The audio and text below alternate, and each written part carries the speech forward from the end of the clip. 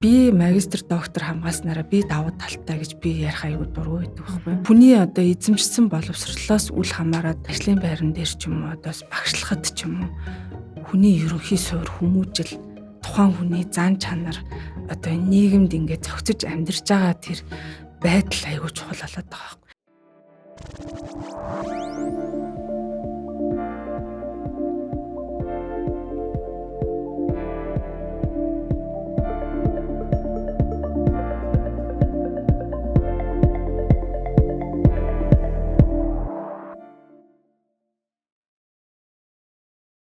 Подкастаа үзэж байгаа бүх хүмүүстээ энэ өдрийн мэндийг хүргэе. Яг одоо Сёгийн өдрийн тэмдэглэл подкастын маань шинэ дугаар эхлэхэд бэлэн болсон байна. Энэ удаагийн хүндэт зочноор маань Төгөргийн буян компани үүсгэн байгуулагч Олз Жаргал ирсэн байна. За подкаст маань тавтай мэрэл. Баярлалаа. Урьж оролцуулсанд маш их баярлалаа. За Олз Жаргал зочны маань хувьд болохоор бид хоёр өнөөдөр зөндөө олон юм ярина гэж төлөвлөсөн байгаа. Миний хувьд болохоор тий ярих юм ихтэй хүн гэж байдаг. Тэгээ тийм хүмүүсийн нэг байгаа.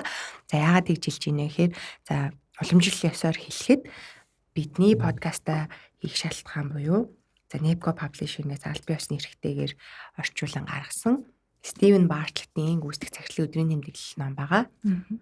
Бизнес амьдралын 33% гэдэг нэртэй. За энэ дотор бол 32 хуулийг нь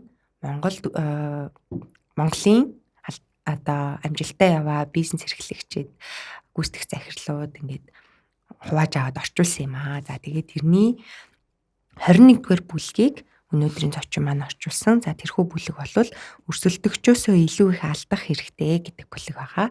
За тэгэхээр хоёулаа энэ орчуулсан бүлгийнхаа тухай мэдээж ярилцсан. Түүнээс өмнө би зочидтой өнөөдрийн зочныхаа тухай товчхон танилцуулъя. За бидний өнөөдрийн ярилцлагаас юу хүлээх хэрэгтэй вэ гэж тий. За Олз Жаргал зочны маань хувьд болохоор өөрөө үндсэн мэргэжил болвол одоо та Монгол Солонгос судлаачаар анх бакалавра хамгаалаад тий. Тэгээд түүнээс хойш юу нь бол Солонгост магистрийн зэргүүдээ хамгаалаад ингээд за Монгол Солонгосын харилцаа за мөн нэлээд хүндтэй одоо төрийн үйл ажиллагаа үйл ажиллагаанууд дээр одоо орчуулагчаар ажиллаж исэн ч гэдэг ч юм уу иймэрхүү түүхүүд байгаа. За түүнээс гадна бол багш тий Монгол Улсын их сургуульд 7 жил багшилж исэн. За тэгээд мөн бас нэг сонирхолтой зүйл байгаа нь Олз Жаргал зочны маань хувьд болохоор энэ номын орчуулга бол Nepco-тай хамтарч хийсэн анхных нь ажил нь бол биш байгаа тий. За Nepco компанитай 2021 оноос хойш хамтарч ажиллахдаа хамгийн одоо миний сонирхоод байгаа юм буюу за доктор гэж манай монголчууд бүгд мэддэг болсон. Одоо миний алчиг хүүхэд гэдэг нэвтрүүлэг гараад тий. За докторийн хүүхдтэй юуг яаж хэлэх вэ гэдэг номыг анх Монголд одоо орчуулж ингээ гаргаж ирсэн тий. Тэгэхээр тэр бол 2021 онд тий гаргаж ирсэн. За яг одоо бол тушны маань хувьд олон улс орон судлалын докторантураар суралцж байгаа. За ингээд ер нь бол тасралтгүй олон ингээд суралцж байгаа юм мундаг эмэгтэй байгаа. За тэгэхээр энэ олон замнал дунд нь би яриагаа танаас юунаас эхлэмээр байна вэ гэхээр эхнээс нь эхлэе. За та одоо юу гэдэг хүн нөгөө мэрэгжил сонголт гэдэг ингээд бүхэл амьдралынхын турш ингээд холбоотой явж байгааг ингээд харж штэ тий. Таны тухайд бол ингээд үргэлжлүүлээ та одоо Солонгос улстай ингээд тий тасралтгүй ингээд суралцаад ингээд холбоотой явж байгаа. Тэгэхээр Монгол Солонгос судлал гэдэг энэ мэрэгчлийг яагаад сонгох болсон бэ гэдгээс. Би бол өөрөө Ховд аймагт төрсөн. Тэгэл одоо 2000-ад онд төгсчлээ 10 жилээ төгсөхийн өмнө бол Солонгос кинонууд яг ид гардаг байсан шүү дээ. Драмууд гараал. Тэгээ нөх хүүхэд байхдаа тэр драмыг үзчихэл Солонгос явах юмсан гэдэг нэг одоо бодоод байхад тийм мөрөөдөлтөй байсан юм шиг байна. Тэгэл тэр нь одоо ухамсарт ингээд суудсан ч юм уу конкурстаа л орсон чинь яг уу Монгол Улсын их сургууль бүхэл хэлний анги байсан.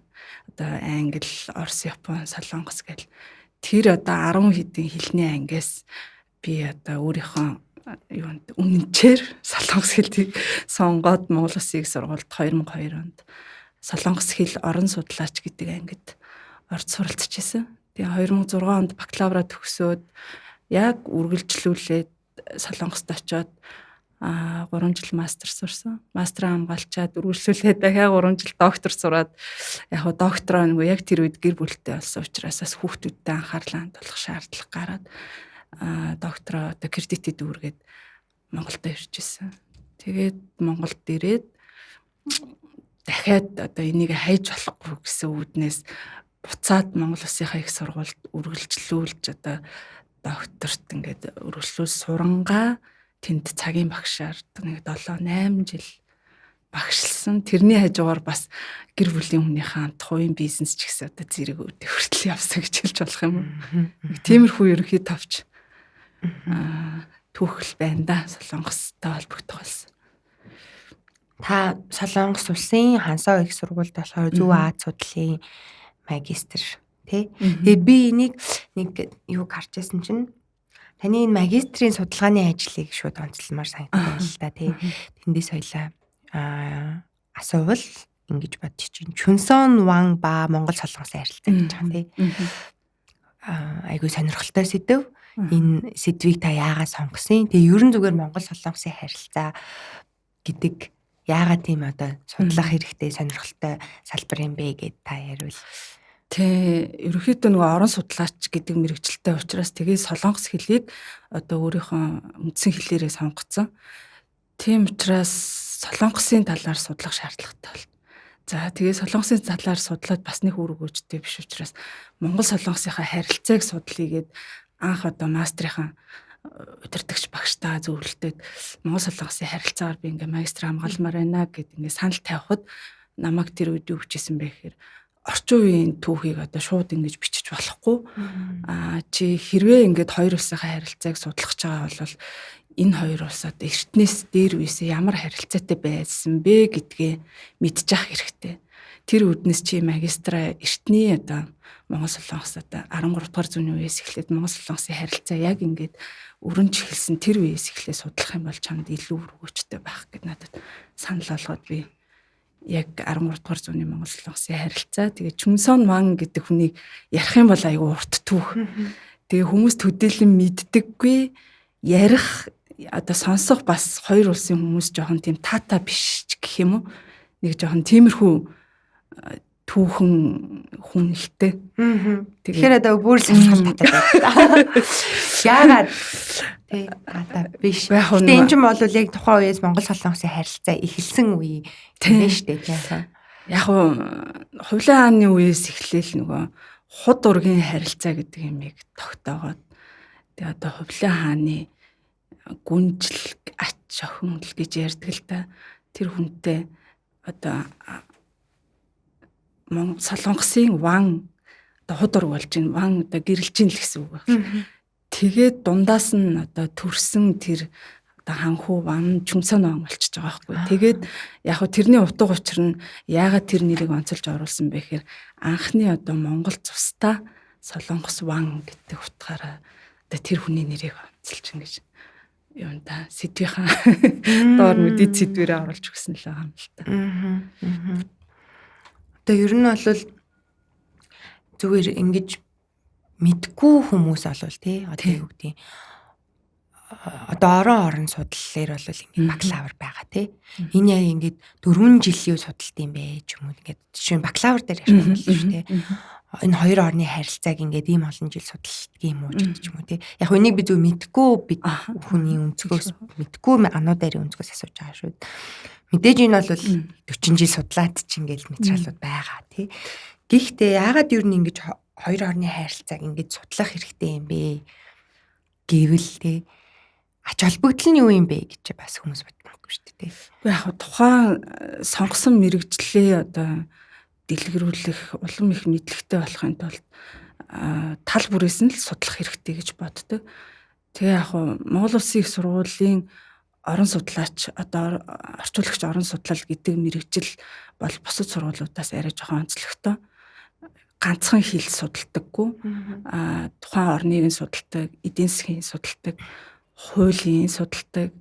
За тэгээ хоёр орны хэл шинжилэл, хэлний онцлогийг судалдаг. За бүр цаашлаад солонгос хэл бол одоо яг өнөөгийн энэ хангал үсэг биш, хятадын хан зүсэг хэрэгжилж исэн тэрийг хүртэл одоо яг муусын оюутнууд бол гүнзгийрүүлж одоо хан зэвчийг хүртэл сурдаг гэсэн нэг тийм айгүй онцлогуд байдаг. Тэгээ яг нэг өнгөц хүмүүс сонсохоор одоо хэлний мэрэгжил солонгос хэл орон судлал гээл тэнгүүд яг нэг өнгөцөл сонсогдох байгальтай. Гэхдээ цаана бүхэл бүтэн одоо орчуулга гэдэг чинь өөрөө цаана аюул олон мэрэгжлийн юм суур явж идэг. Тэгээд орчуулагч хүмүүсийн нэг давуу тал нэгээр тал бүрийн мэдлэгтэй болж чаддаг гэдгээр.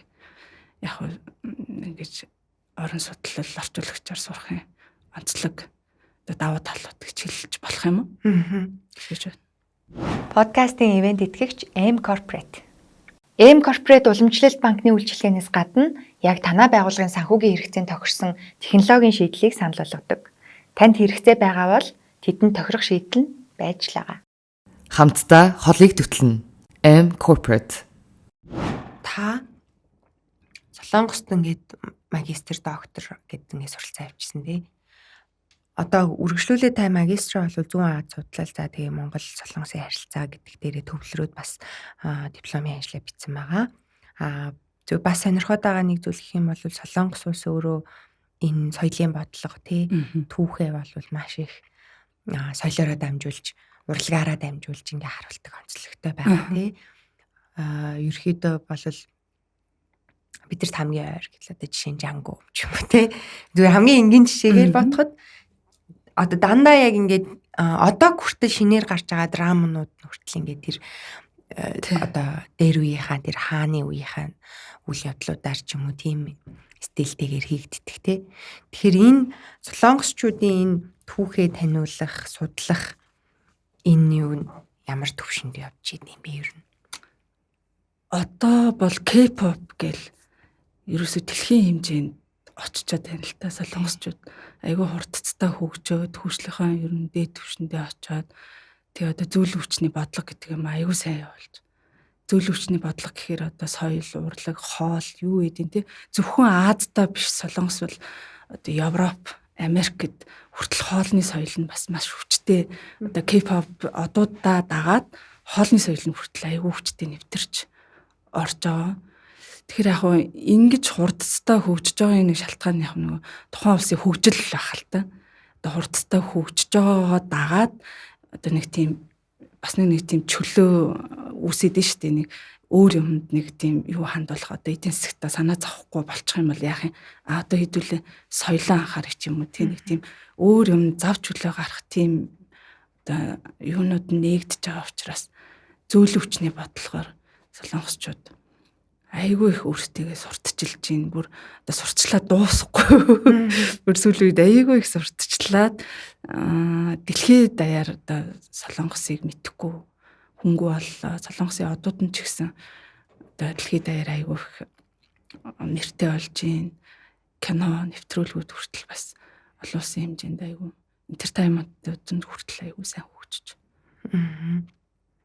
Одоо Солонгосоос бас хүмүүс ирээд Монгол судлал гэдэг ангид суралцдаг тий. Монголд ирээд сурдаг тий. Тэгэхээр тэр хүмүүс юу ямар зорилготой ирд юм бэ? Та мэдээж уулзаж ярилцчихсэн л хата тий. За Монгол орныг яагаад сонирхоод ирч вэ гэл тий.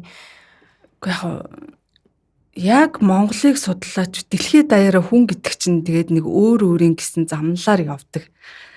Тэгээ яг хөө тэр хүний хувь тавилан Монголыг судлах тийм хувь тавилантай ч хүн байж болно тий. Гэтэ яг хөө тэрийг бүр ингээд оо мэрэгжлийн ч юм уу юуны үүднээс ярахаар яг хөө ганц хоёр хүмүүстэй уулзж хахад айгүй илгэмсэг үйдэг Монголтой. Одоо жишээ нь хөх толботой ч гэдэг юм уу тий.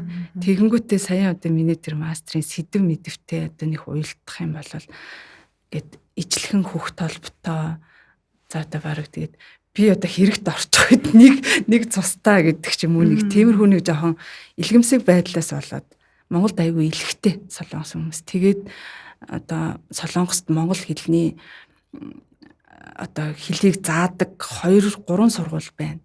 Бүр их сургуулийнхаа юмд монгол судлалын одоо хүрээлэнж гэж байна. Одоо яг монгол хэлээр даагнсан гадаад хэлний их сургууль тэгээд Танкогийн их сургууль гэдэг 2 бүр үндсэн монгол хэлийг хүртэл заадаг. Тэгээд тэнд аюул олон монгол эрдэмтэд байдаг. Бүр монголыг судалж байгаа 30 40 жил болсон. Аюул мундаг эрдэмтэд бас нэлээд байгаа. Тэгээ яг судалж байгаа шалтгаан Мэдхгүй юм да одоо тэгээд бас өөрийн гэсэн хувь тавилан тухайн хүний сонгосон сонирхол мэрэгжил бас янз бүрийн шалтгаан байгаалах гэж бодож байна. Одоо жишээ нь монголчуудын аягүй сайн мэддэг Томоко гэдэг хүн байгаа шүү дээ. Томоко ч юм бол монгол судлаач мэрэгжилтэй шүү дээ. Жишээ нь тэгээд ирээд Монголда үлдээд ингээд одоо баг монгол хүн шиг болсон байдаг ч гэх тий. Тэгэхээр аягүй тэр тухайн улс орноо судлаад ирэхээр нэлийн илгэмсгүй болчдөг байх. Тэгээд зөв яг тийм. Би яг нөгөө Солонгос төгсөгчтэй бол анхудаа ярилцж байгаа. Ихэнх манай төгсөгч нь бол Японд, Америкт тэл ингээл Англид ч юм уу боловсрол эзэмсэн байсан. Тэр үднээсээ би зүгээр айгүй сонирхоод байгаа юм. За Солонгосыг бол яг бид нар таны хэлдгээр одоо ингээд соёлын бодлогоос нь шалтгаалаад ч юм уу нилээ нэг юм мэддэг юм шиг болчиход байгаа тий. За нөгөө хүндтгэлийн хэлээр ярьд юм байна гэдэг ч юм уу тий. Ингээ нөгөө ах хүнтэй өөрөөр ярьдаг, үеийнхээ хүнтэй өөрөөр ярьдаг, доошоо өөрөөр ярьдаг ч юм уу иймэрхүү нэг хитэн төсөөлөл байгаа. Гэхдээ би бодоод исэн чинь бид нэр юуг мэдтгүү юм бэ гэж бодоод исэн чинь жишээ нь бол бид нар зарим улсын бол боловсролын системийн онцлогуудыг мэдээд идэхтэй жишээ нь Герман бол за юм боловсрол нь үнэгүй за тэгтээ дүнгийн хойноос хөөцөлддөггүй гэдэг ч юм уу тий. Гэх мэт ингээд нэг жоохон мэдгээд байдаг. Гэхдээ Солонгосын боловсролын системийн онцлог гэдэг юм бол манайхаас монголчууд бол маш их хэрэг хүүхдүүд сурч байгаа. Гэтэ яг ер нь ямар онцлогтой юм бэ тий? Жишээ нь Солонгос хүүхдүүдийн сурах байрлал нь ямар юм бэ? Одоо бид нар бол хятадуудыг маш их ингээд одоо сууж ингээд сурдаг гэж мэддэг бол солонгосчуудыг жоохон мэддэггүй мэн гэж. Тэгээ би мэддэггүй мэн ч юм уу тий гэж ботсон. Тэгэхээр тиймэрхүү одоо боловсролын системээс нь онцлох юм юу вэ? Тий, яг нэг түүх харилцаа судалж аваад бас яг боловсрал талаас нь бодож байгаагүй юм байна л. Гэхдээ ер нь өнгөц харж байхад хувийн сургууль одоо 10 жилийн дунд сургуулийн хувьд ерөнхий боловсролын сургуулийн хувьд бол тийм төлбөр өндөртэй хувийн сургууль гэж байдаггүй. Яг уу гадаад хүүхдүүд сурах зорилттой ч юм уу одоо гадаадын юутай сургуулиуд гэ байна л да. Тэднэр нь одоо манай Монголтой харьцуулах юм бол хамаагүй төлбөр багтаа. Тэгээд хувийн дунд сургуульд ер нь хүүхдээ бараг өгдөггүй юм шиг харагдаад байдаг. Тэгээ яг уу тэрнийхээ оронд яадаг вэ гэхээр маш их сургалтанд хамрагддаг. Одоо нэг жишг болцсон юу штэ. Хичээлээ тараал одоо пианодоо явна, математиктэй явна, англи хэлтэй явна гэл тэгэл ингээ харж хат нь орой 10 марав гэл хүүхдүүд гэртээ орж ирдэг. Тэгээд тэр тал дээр нь аюу анхаарад үнэгүй боловсрал эзэмшиж байгаахаа хажуугаар одоо сургалтын төв дамжаанд их мөнгө өгдөг юм болов уу гэж бодсон. Тэгээд их сургуулийн хувьд болохоор яг би өөрийнхөө сурж исэн туршлагаасаа л харж байхад анх одоо мусик төгсөл магистрт очиод сурахтаа гайхаж л илээ. Бид нар бол багш урд зогсоод одоо 30 хүүхэд ширээн дээрээ суугаад урагшаа хараад бичгэл үүрэгтэй. Бид нарыг одоо нэг тийм яриулаад авах боломж байдгүй. Өстө хэлсэн юмыг бичиж аваад дараа нь тэрийг өстө яс чийжлээд асууддаг нэг тийм. Тэгээд яг тийм одоо суурьтай Солонгост очичоод миний хамгийн амар гайхаад амар гой санагдчихсэн юм нь бол сурах гэдэг чи ийм юм байт юм. Айгүй чөлөөтэй их сургуулийн хувьд бол багш бол хүүхдүүдтэйгээ одоо яг л ингээл ярилцж байгаа юм шиг тойрцуувал тэр одоо манай Монголд тэр бол нэвтрээд шүү дээ. Тэр бол одоо миний ярьж байгаа 10 жилийн өмнөх явдал байна тий. Тэгэхэд тэр үе одоо бол нэвтэрч ин да. Яг анх намайг очиход тэгэл оюутнуудаа яриулдаг. За өнөөдөр хин ярих вүлээ, хин ихтгэл тавих вүлээ бэлдэж ирсэн юм аяагаараа гэл одоо бакалаврын оюутан байсан ч за нэг сартаа 7-8 ном уншин шүү. За тэр номноос ингээ гоё товчлол хийгээд ирээд ингээ оюутнуудаа танилцуулаараа гэдэг маягаар л хичээл ордог. Тэгээд тэр нь айгүй онцлогтой гоё санагдчихсэн. Одоо улам л хөгжиж байгаа бах та. Улам л боловсронгуй болол гоё л болж байгаа. Манай Монгол ч гэсэн хөгжиж гин. Одоо хүүхдүүдээ ингээ сурж байгааг нь харахад бараг л бидний одоо яг л миний дөнгөж Солонгост оюутан болоод одоо мэдэрчээсэн тэр үйл явцыг манай одоо 10 жилийн хүүхдүүд хийгээд байна. Тэгэхээр бас яг удаан ч гэсэн хөгжлөөсөө хоцрохгүй Монгол ч гэсэн дагаал явж ин даа л гэж бас хараалаа. За таны хувьд болохоор одоо энэ Монгол Солонгос хэл орон судлаач гээд үргэлжлүүлээд зүүн Аз судлалын магистр. За тэгээд Солонгостой дахиад та улс төр судлалын докторантураар суралцж ирсэн тий. Тэгээд би энэ дээр зүгээр юу гэж бодож байна вэ гэхээр яг хөө дийлэнх монголчууд бол ерөөхдөө одоо юу гэдэг бакалаврын зэрэгтэйгээ тэгээд ажлын байран дээр гараад тэгээд үргэлжлүүлээд ажиллаад ингээд явчихдаг. Тэгээд яг хөө бас маргаантай асуудал байдаг л та одоо магистрийн зэрэг хамгаалах уу хамгаалахгүй юу гэл тээ. Жишээ нь яг хөө Монголд бол тэрийг зөвхөн жоохон цалингийн нэмэгдэлтэй гэж хардаг ч юм уу тий нэг тийм эсвэл жоохон давуу тал болдгоо ч юм уу тий магистрийн зэрэгтэй байснараа нэг давуу талтай байдггүй гэдэг ойлголт бас ажлын байранд байдаг ч юм уу тий гэх мэт ингээд нөгөө маргаантай байдаг. Гэхдээ та зүгээр ингээд тасралтгүй суралцж байгаа хүний хувьд тий энэ өөрөө зөвхөн одоо тань өгж байгаа юм нэр төдийн юм биш шүү дээ тий цал төдийн юм биш. Үргэлжлүүлээд энэ суралцах сэтэл юунаас төрж байгаа юм. Тэгээд мэрэгчлэрээ ингэж илүү гүнзгийрүүлэн суралцах нь ямар ач холбогдолтой байдгийм бэ гэдэг тийм. Гэхдээ би одоо зүгээр нэг тийм хичээл хийх аюу дуртай хүүхэд байсан гэх юм уу. Унших дуртай, судлах дуртай. Одоо ч тийм ерөөсөө янз бүрийн яг ингээл магистр докторч биш ерөөхдөө би янз бүрийн сургалтанд аягүй гэсэн. Ерөөсөө ингээл ажил амьдралынхаа хажуугаар одоо яагаад тэг тийм идэггүй өөрөө хөгжүүлэе гэж боддог ч юм уу. Их л тийм юмд хамрагддаг. Одоо жишээ нь их сургуулийн багшлах юуны сургалт гээл тэгэл ерөөсөө нэгтлэн бодох бүртгэлийн сургалтанд хүртэл хамрагддаг гэх юм. Ил янз бүрийн л сургалтанд хамрагдаад идэхтэй тэрийгээ би яг нэг гүнзгийрүүлж судлаа. Яагаад судлаад байгаагаа одоо нэг тийм бодож байгаагүй юм байна. Дуртай болохоор л улмал нэг хийсэн юм аа яг нэг эцсийн хүртэл хаа хүрдэм бол гэж ер нь жоохон нэг тийм тууштай зангаас болдог юм болов. Юмд нэг тийм тууштай уйдамтгай биш. Тэгээ нэг юм сураад судлахаараа тэрийг ингээд жоохон ингээд төгсгөлийн үцэх гээд яг хэдий удаан байсан ч хизээ нэгэн цагт би энэний ард гарна гэсэн цаанаа бас нэг тийм зориг яваад л байдаг л да. Одоо ингээд бодоход яг нэг цаг хугацаа ингээд бас удчил байна л да. Сураад нь ч одоо 20 хэдэн жил их сургуулиасаа хойш баг болж 20 жил болж ин гэсэн үг шүү дээ.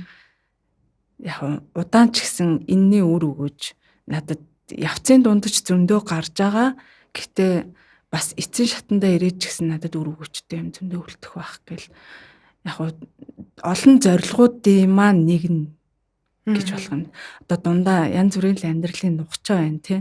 Тийм юмнуудаас болоод яг миний сурах хугацаа удаашрж байгаа ч гэсэн эцсийн зорилготой бас тэгээд хүрнэ гэсэн цаанаа нэг тийм бодол байдаг болохоор орхиж чадахгүй тэрийгэ эргэж барьж аваад идэх бах та. Гэж л бодож байна да. Яг тэгээд эрдмийн мөр хөөн гэж бас нэг ойлголт байгаа шүү дээ. Тэгэл яг илүү судлаач талтай хүн болчихлоо л гэсэн үг шүү дээ. Тэгэхээр яг ийм эргээд нөгөө нэг буцаад одоо та багшлахад ч юм уу бас нэг давуу талууд нь маш их гардаг баг л та. Мэдээч тийм давуу талууд бол байгаа л та. Гэхдээ яг би магистр доктор хамгааснараа би давуу талтай гэж би ярих аягүй дургүй байдаг байхгүй. Тэгээ тэр хүний одоо эзэмшсэн боловсрлоос үл хамааран одоо сүүлийн үед бол ажлын байран дээр ч юм уу одоо багшлахад ч юм уу хүний ерөнхий суур хүмүүжил тухайн хүний зан чанар одоо нийгэмд ингээд зохицож амьдарч байгаа тэр байдал аягүй чухал болоод байгаа байхгүй. Мянган ингээд одоо өндөр боловсралтай мэдлэгтэй байлаа гэд одоо хүүхэдтэй оюутантай ингээд зөв харьцаж чадахгүй тэр оюутны зүрхийг мохоодог ч юм уу тийм одоо сонин хандлагатай тийм хүмүүс мянган одоо бас боловсрал байгаад бас болохгүй. Тэгээд хичнээн боловсралтай байсан ч гэсэн хувийн зан характер заа харах зүйтэй бас сайн анхаарч ахал хэрэгтэй гэл тэр ер нь нэг тийм сурсан мэдснээр одоо ингэж ангилж ажлын байран дээр тэгж яа гэтгэд би бол нэг тийм бас нэг тэрийг нэг тэгж бодож байгаагүй юм байна. Нөх амар чухал биш байхал гэж бодод байт. Яг тайтл нь чухал ахал та. Гэтэ тийм тайлтай хүмүүс бас өөрийнхөө хувийн зан чанарт анхаарад заа гарах зүйл дээр бас анхаарах хэрэгтэй бол асуудал юм болов. Подкастын зохион байгуулагч Монголын хамгийн том аудио номын сантай платформ M-Book. За таны хувьд болохоор Солонгос суралцж байгаа хугацаанд энэ бизнесээ эхлүүлэх те одоо гэр бүлийн хүний хамт энэ бизнесээ эхлүүлсэн. Тэгээд яг хуу эмэгтэй зүгээр захирлуудаас ч юм уу эмэгтэй бизнес эрхлэгч нар те эмэгтэй зочдоосоо юу гэж асуумаар байдаг вэ гэхээр мэдээж нөгөө нэг энэ хугацаанд та сурангаа ар гэр бүл те хүүхэд тэгээ ингээ бизнесээ эхлүүлэхэд ингээд гар бие оролцоод явна гэдэг бол айгүй их тийм том менежментийн ухаан юм шиг санагдаад идэг. Ялангуяа эмэгтэй хүн гэдэг утгаараа давхар юм олон юмыг зохицуулах нь. Тэгээ таны хувьд болохоор яаж тухайд энэ бүхнийг зохицуулж яасан? Ер нь ямар хамгийн хэцүү үе нь юу байсан те? Яг ингээд сурж яадаг гэр бүлээ зохицуулах ажил гардаг ч юм уу те? Тиймэрхүү зүйлсүүд дээр ер нь яаж даван туулж исэн? Одоо ингээд эргээд батхад яг гэр бүлээ ингээд эхнэр нөхөр хоёр одоо ингээд дөнгөж оюутан байхаас эхлээл амьдралаа эхэлж штеп. Тэр цагаас эхлээл ер нь хамтрагч болж ямар ч тал дээр одоо гэр бүлийн харилцаа тэгэл ажил амьдрал бизнесийн тал дээр бүгд л ингээд хамтрагч болчихж байгаа байхгүй. Тэг яг араас нь сайн дэмжигч гэх юм уу. Тэг эхнэр нөхөр хоёр хамт ингэж одоо нэг зүгт алхнаа гэдэг нь би бол өөрийгөө ард нь бизнесийн насан туршийн хамтрагч л гэж боддог. За яг надаас өөр хүн байх юм бол насан туршийн хамтрагч байж чадахгүй. Ер нь дээр үеэс хойш тэгж боддог байсан. Өөр бизнесийн хамтрагч байлаа гэхэд тэр бол одоо тодорхой хугацаатай.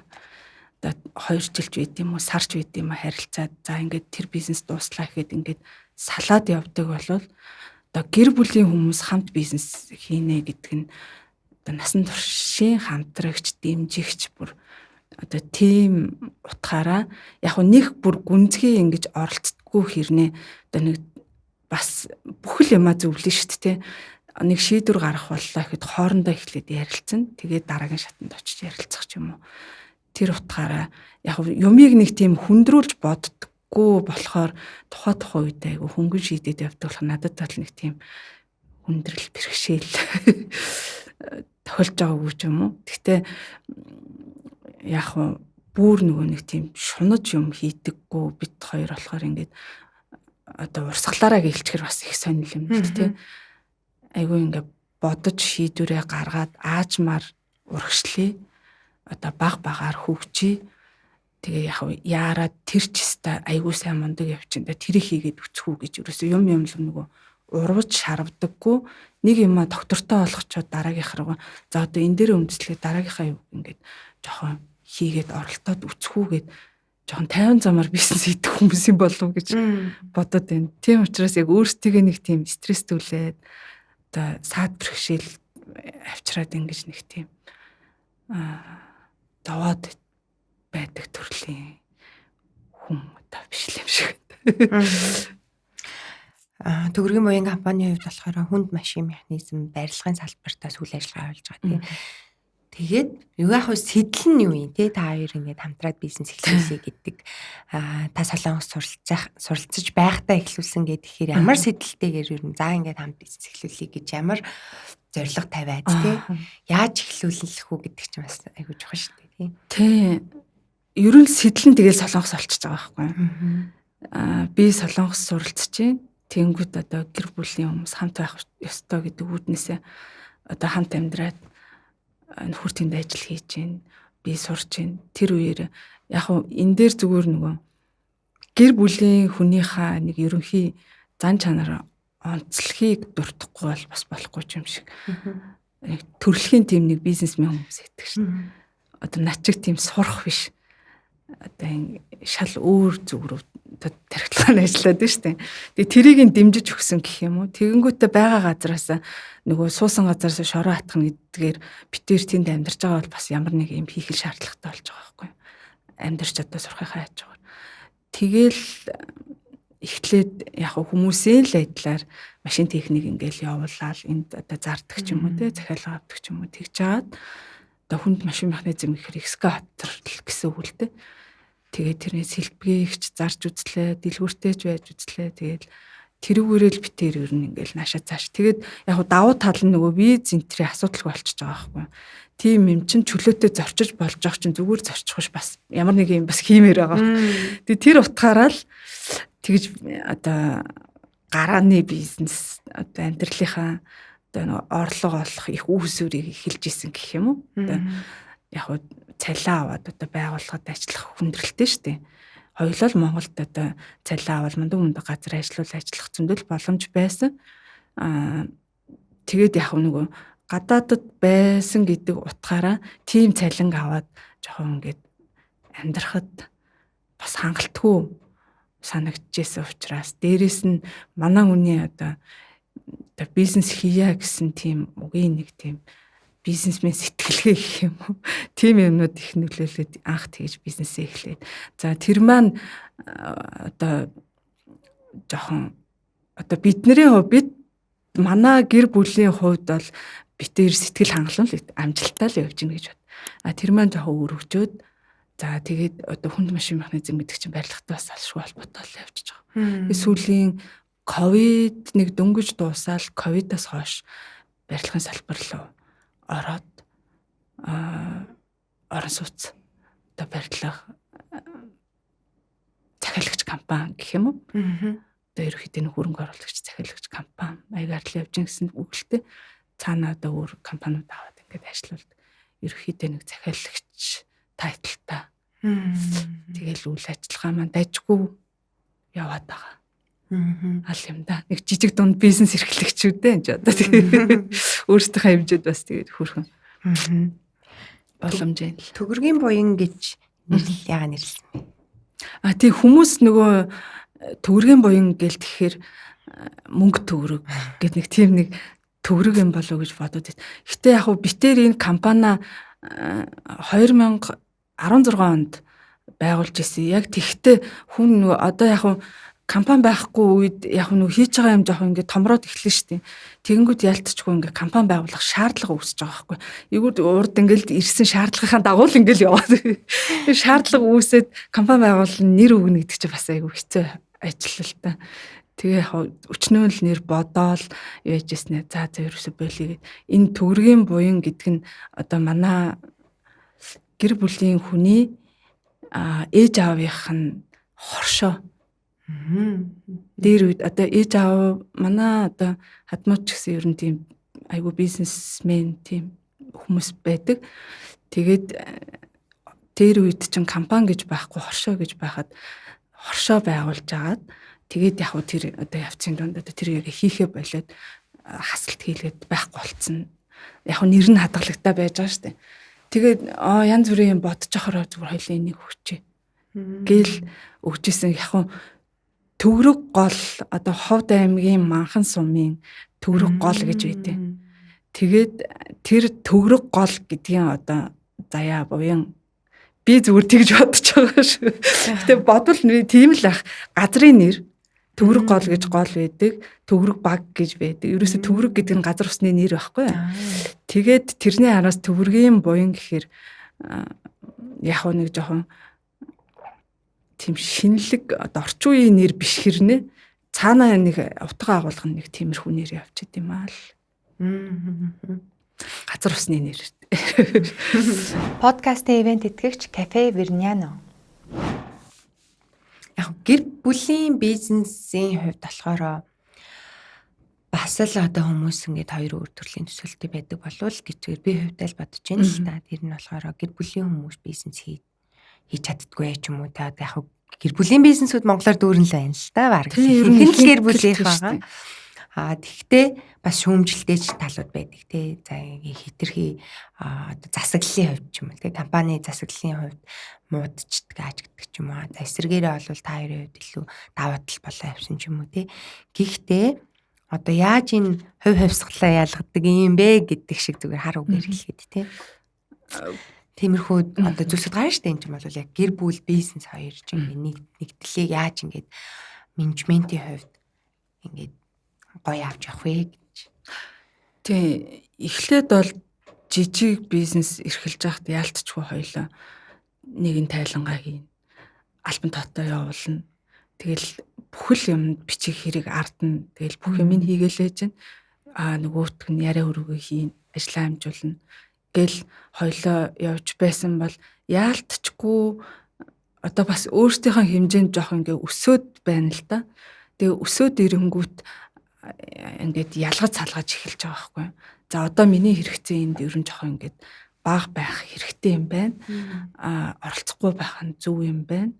Өөрийнхөө оронд одоо мэрэгжлийн ажилтан тий мэрэгжлийн нэгтлэн бодогч одоо менежер юу гэдэг тийм хүмүүс ажиллах хэрэгтэй байна гэд ерөөхдөө нэг компани төрхөндөө орж эхэлж байгаа гэх юм уу.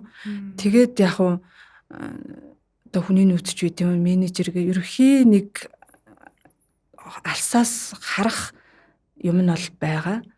Гэтэ оролцохгүй байх. Тэгээд одоо яг нэг айгүй оролцож явсан хугацаагаа орхиод одоо өөрийн хувь хүнийхээ нэг тийм карьер юу ч хийдин тийм юм лугаа одоо би ер нь чиглэлчээд байгаа байхгүй. Яг одоо надгүйгээр ингээд нэг жоох оршин тогтноод явах боломжтой болчлоо. Тэгээд айгүй олон нэг л салбарын нэг юм ингээд хоёлоо ингээд жижигхэн юм хийгээд исэн бол нөгөөх маань бүр ингээд жоохон тэлээд ирэхээр бас тэлэх тусам асуудалд оролцох нь багасна. Яг жижиг байх тусмаа оролцох гэдэг. Тэлэх тусам тэрийг өөр одоо хүний нөөцөөр шийдэх боломжууд гарч ирж байгаа учраас тэгээ би ч өөрийгөө ер нь жоохон хөнгөлөх дуртай. Бүр нэг ингээл учиргүй ороод тэгээ өөрийгөө зовоогоод тах тийм юу хийдгүүл юм шиг. Тэгэл хараад чухал шийдвэрүүдээр оролцоод одоо бол ерөөхдөө оролцоогоо багасгаад. Тий ер нь яг нэг тийм ажилд бол оролцох гэхээс илүү битээр хувь хоорондоо ямар ч зүйл хийсэн яг нэг тимийн байна. Яаж шийдвэрээ гаргах уу, яах вэ ийхүү гэдгээ хамгийн түрүүнд ярилцсан. Ярилцаад ерөнхий нэг чиг хандлага авчаад тэгээд цаашаага ямар шийдвэр гаргах бол өөртөө мэдээ явдаг гэх юм уу. Нэг тиймэрхүү л тогтолцоо маяг энэ л болчиход байгаа шүү дээ.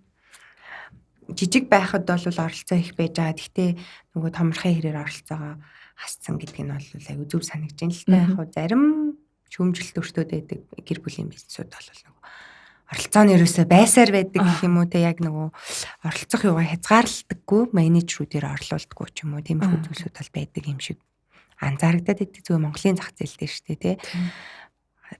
Одоо томроод байдаг компани гэтэл яг нөгөө анхны байсан бүтцээрээ ингээ удирдлагаа нь байгаад байдаг ч юм уу те. Тэгээ нөө өөр менежерүүд орлуулахгүй байхаар бас жоохон сул тал үүсдэг байхыг үгүйсэхгүй. Таны хувьд болохоор одоо оролцоогоо багасгаад ингээд явж байгаа нь магадгүй айгүй амжилттай байгаагийн юу гэж магадгүй шүү дээ те. Тийм нэг талаасаа бол би бас тийм тэгж бодоод байгаа. Яг уу би ингээл ойр зүрийн жижиг сажигмд оролцоод тэрийг ч авал энийг нь амжилж өгвөл гүүгээл ах юм бол тэр байрандаа л байгаад гэсэн үг шүү дээ тий. Тэгэхээр яг тэр оролцоонд багасаад ирж гин гэдэг чинь одоо манай хүний бизнес тодорхой хэмжээгээр нэг байрандаа байгаагүй ямар ч байсан урагшлаад дээшлээд өргөжөд байгаа юм байна гэдгээр дотроо айгу баярлаад за тэгээд нэг жижиг сажигмд нь оролцоол ингээд яхаасаа илүү асуусан юм ямар шийдвэр гаргах уу яах вэ гэж зөвлөсөн үед нь сайн зөвлөгч одоо сайн одоо туслах байгаад тэгээ бүр нэг нарийн тал тэгж оролцох шаардлагагүй юм болов гэж боддог. Таны хувьд болохоор эзэмшсэн мэрэгжил бизнес амьдрал гэл бүхэл зүйл ингээл албатал ясан байна те. Харин тийм аа яг ингээд боломжуудыг гаргаж өгвөл ер нь харин нэг л юмаа байруул өгөн зүгээр эд. Тэгтээ яг хүн гэр бүл болоод амьдрахаар яг хувийнхаа ямиг хүүхэй хүндрэлтэй болчихдог байх. Одоо би яагаад ингээ олон жил сураад одоо тэрийнхээ үр дүнг ингээ айгу удаан үзээд яваад байна гэхээр тэрний дунд айгу олон амьдрал өрнөж байгаа байхгүй. Би хүнтэй сууж гин дээрэс нь хүүхэд гаргаж гин. Тэгээд тэр хүүхдүүдийг одоо зөв суур хүмүүжлэлтэй зөв сургуульд одоо өвдөхгүй одоо эрүүл саруул өсөж боочход хугацаа хэрэгтэй болоод байгаа байхгүй. Тэгээ тэр алдсан хугацаанд би нэг харамсдаггүй. Би нөхөр болон гэр бүлийн хүүхдүүдтэй хангалттай цаг гаргаад одоо ингээд 11 нас 15 нас хүрч байгаа байхгүй. Тэгээ тэр хүртэл нь аюу сан ээж байсан л гэж бодоод байгаа. Тэгэд нэг тийм харамсах юм байхгүй. Миний амьдралын замнал ингээ янз бүрийн юм руу өсчээд орсон юм шиг хэрнээ яг өөрөө бол сэтгэл хангалуун. Өөрийнхөө дуртай юмаа хийж гинүү хийж гин. Бас гэр бүлдээ тусалж гинүү тусалж гин. Үр хүүхдээ асарж гинүү асарж гин гэдэг утгаар яг нэг салан задгаа юм шиг санагдчихсэн ч яг надад бол нэг тийм харамсаад тахаар амьдрахгүй байгаа л гэж бодлоо.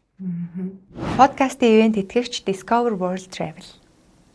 Магадгүй энэ саяны яриа бол яг одоо гэртээ байгаа ээж нарт ч юм уу хэрэгтэй байх гэж бодож байна л да. Тэгэхээр нөгөө ээжүүд бол бас одоо мэдээж энэ бол нөгөө хүүхд гаргаа тэг хүүхдээ хүмүүжүүлэх, асрах, хамгаалах гэдэг бол номер 1 ажил нь болоод эхлэнгүүт тэг үгүй би юмыг нийгмээс хоцорчихлоо ч юм уу карьераа хөөж чадсангүй ч юм уу айгүй олон тийм дарамттайгаар байгаад байдаг байж магадгүй гэж боддог л доо. Тэгэхээр тийм үед зүгээр юу гэж бодмаар юм бэ гэвэл те энэ бол харамсах зүйл биш шүү. Тийм харамсах зүйл биш. Хүүхдээ өсгөж боожуулж байгаа тэр үйл явц хүртэл аз жаргалтай тэр чинь хамгийн сайхан л үе штэ. Тэг яг хуу тэр байнга насан туршдаа тийх биш хүүхдүүд айгүй хурдан том болдог. Нэг л мэдхэд өөрөөс чинь том болчдөг шүү. Тэгээд жижигхэн байхад нь төвөгшөөлгүй яг 100% одоо гэр бүлтэй цагаа зарцуулаарай л гэж. Бас зарцуулахыг л би хичээгээл ер нь тэгжил амьдарч ирсэн болохоор хүмүүс ч гэсэн гэртээ байгаад хүүхдээ хараад одоо сууж байгаагаа тийм их ялархах зүйл бол биш баха. Яг бас дээрээс нь нөгөө юугч хэл таны ярианаас үндэслээд юугч хэлмээр байна гэхээр та бол сая зүгээр энэ удаан юм шиг харагдчихж байгаа. Хэрнээ гэхдээ энэ харамсах зүйл биш ээ. Энэ хугацаанд бол бүх зүйл амжсан гэдэг дээр би зүгээр ээж нэрийг гэдэг ч юм уу те. Гэтэ нэг би ч ихсэн ээж болно. Гэртээ бас байна. Тэгэхээр иймэрхүү дарамт нөгөө нэг авахгүй байгаасаа гэж хүсэж байгаа байхгүй юу? За би нөгөө ажиллахгүй бол болохгүй цаг хугацаа алдаад байна ч юм уу гэж битээ бодоосой гэж би зүгээр хүсээд идэв. Яа тэгэхээр одоо юу гэдэг манай ярьцлагыг ээжнэр бас сонсож байгаа тийм. Тэнгүүд яг нөгөө тэр үедээ захирлуудын юмыг сонсоод ч юм уу амжилттай явж байгаа хүмүүсийн түүхийг сонсонгуудаа зөвхөн өөртөө харьцуулаад голгоод байдаг. Нөгөө энэ бол хүний бас сэтгэл зүйн онцлог тий зөвхөн яг ээжнэрч биш л тий. Гэтэ илүү магадгүй хүн нөгөө энэ хүмүүс ийм их юм амжуулаад болцсон байхад би яагаад ингэхгүй байна вэ гэж дарамт битээ аваасаа л хичээл гэдэг юм. Тий. Тий ерөөсөө тэгж дарамт авах шаардлага байхгүй л тий. Яг одоо хүүхдээ харангаа өчнөө гоё юм хийж болж штэ. Би ихтэй ер нь өөрийнхөө хувьд одоо яг хүүхдээ хараад бол бас гэртээ сууж чаддаг ч хүн бас биш л тий. Өөрийнхөө хувьд тухайн үедээ тодорхой хэмжээнд бас айгүй их юм хийгээл явсан. Яг зүгээр байдаггүй. Тэр мэтчлэнгээр өөрийнхөө одоо дуртай зүйл, хоббич байд юм уу? Юу л бол юу хажуугаар нь хийх боломжтой шүү дээ. Хүмүүс яг нэг ингээд ажилд яваад өглөө гарч яваад орой ирэх ёстой л гэж бодд юм шиг байна. Тэгээ би тэрэн дээр бол нэг тийм заавал их шаардлагатай гэж боддоггүй. Орлогын их усүрээ янз бүрийн аргаар шийдэж болно шүү дээ. Заавал цалин аваад ингээ хүүхдээ орхиж гарч явж ич санаагаа амардаг биш. Өөр аргаар орлогын их усүр олоод тэгээ хүүхдүүдтэйгээ ингээ гоё цагийг хамтдаа өнгөрөөд гэр бүлдээ илүү цаг гаргах нь одоо чухал. Тэхгүй болвол нялх битээ ч юм уу тий хүүхд гарангуудаа ажилд яваад эцээцэд өөрийнхөө эрүүл мэнд болон гэр бүл хохирж үлддэг. Ингээл цалин аваад ажил хийнэ гэж гараад явна. Эцэст нь өөрөө ядарсан. Би өвдсөн. Ар гэр хаягдсан. Тийм л байдалтай байдаг. Гэхдээ жоохон хүүхдтэй байх үедээ бол амар гоё амрах хэрэгтэй. Амралтыг л өөртөө өгөөд тэгээ амрангаа гоё зөнөөл юм бодож болно шүү дээ. Өөрийгөө хөгжүүлэх тэгэл янз бүрийн дуртай юм хийх. Харин ч тэрийгэ бүр аяа гоё боломж гэж бодох хэрэгтэй. Над дэрж байгаа амралт би өөрийгөө эргэж харах, бодох би юунд дуртай, яах вэ их вэ гэд өөрийгөө нэг бодох цаг гарч ийн гэж бодоод чөлөөлөөд гой байх хэрэгтэй байх та. За баярлалаа. Би яг эмэгтэй зочин оролцохоор бас иймэрхүү зүйлсүүдийг ташрамд нь тэг ингээд нөгөө ээжүүдтэй, эмэгтэйчүүдтэй ингээд хэлчмээр санагдаад байдаг юмнуудаа л хэлж байгаа. Тэгээд энийг авахын аваад хийнэ гээд тий. Гэхдээ бол бит хоёрын зорилго бол гоё ийм эерэг юм хэлэх гээд байгаа тий. За хоёлаа одоо номынхоо орчуулсан түүхийнхаа тухай ярив. Подкастын маань энэ хэсэгт болохоор гүйцэтгэх захирлын өдрийн тэмдэглэл энэ номын дэлгүүр бүх номын дэлгүүрүүдэд зарж байгаа. Гэхдээ эхнээсээ жоохон дуусаад байгаа юм билээ. Тэгэхээр шинээр дахиад очих байхаа надаас хүмүүс асуугаад байгаа. За Nebco Publishing албан ёсны эрхтэй гаргасан. Тэгээ энэ ном мөн худалдаанд олдохгүй байвал тэгээд уншмаар байвал за мөн e-book аудио болон цахим хувилбараараа байрсан байгаа. Тэгэхээр үзэж байгаа сонсож байгаа хүмүүс маань аваад уншаарай. За энэ номын 21 дугаар хуулийн хувьд болохоор өрсөлдөгчөөсөө илүү их алдах хэрэгтэй гэдэг. Хууль олгоо аягүй сонирхолтой гарчигтай байдаг. Зочин болгондоо ярилцахад бол энэ ер нь зүгээр тасралтгүй сонсож байгаа хүмүүс бол энэ нөгөө хуулиудын гарчиг болоод өгөх гээд байгаа санаанууд дээр бол нэлийн хүлээж сонсдог болсон байгаа гэж би найдаад байгаа. Ягаад тэгэхээр энэ өрсөлдөгчөөсөө илүү их алдах хэрэгтэй гэсэн байгаа тий. Тэгэхээр энэ нөгөө бидний байнга сонсдгоос үүдэх чинь өөр байгаад байгаа тий. Алдаа гарахыг муул гэж боддог штэ. Ер нь нийтийн зүгээр хамгийн анхны юм бол тий. Алдах ялангуяа Монгол хүн болвол одоо ямар сайндэл 7 хэмжээс нэг огтл гэдэг байх вэ тий. Тэгэхээр чи ерөөсөө ямар ч алдах үгүй л гэсэн үг шүү. Битгий алд тий. Яг уу орчуулад уншаад явж хахад хоёр талтай л юм байлээ. Дэлхийн ертөнцийн дээр янз бүрийн л хүмүүс байна тий. Яг уу зоригтой алдаад хийдэг хүн байж болно. Алдахгүй энийг нухацтай сайн хийх ёстой гэд эцсийн шийдвэрээ гаргадаг ч хүн байна.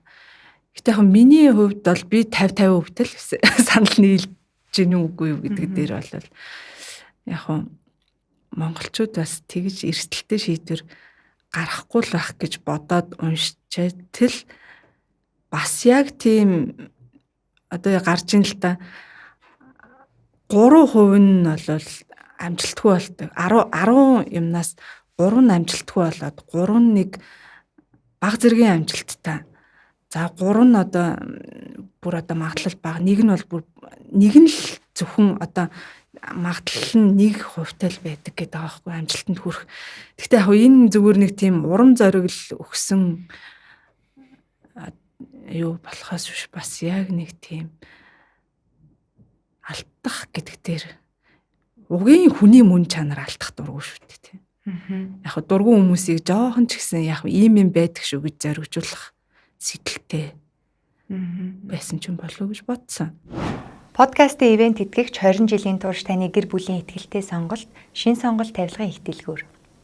За хуулийн нэг эхэлж байгаа кейсийг нь би зүгээр товчхон ярьж өгөхөд.